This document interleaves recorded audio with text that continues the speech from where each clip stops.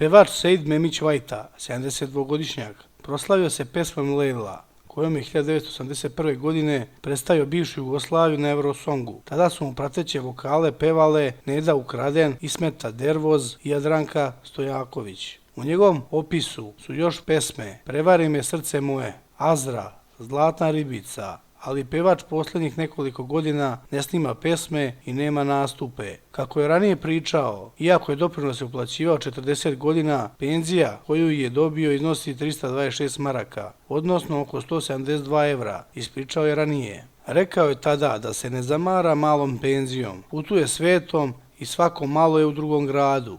Danas zapeva samo za sebe i društvo. Živi na relaciji Pula-Hamburg, gdje mu živi i radi supruga Vojka. Zamisli da snimam pesmice u državi, koja je treća po siromaštvu u svetu. Ne mogu i nemam volje. Kada vidim da sve biramo po nacionalnosti, gadi mi se. Imam i previše pesama i moj opis je jedinstven u toj galeriji BiH i jugoslovenske pop i rock muzike, rekao jednom prilikom Vajta.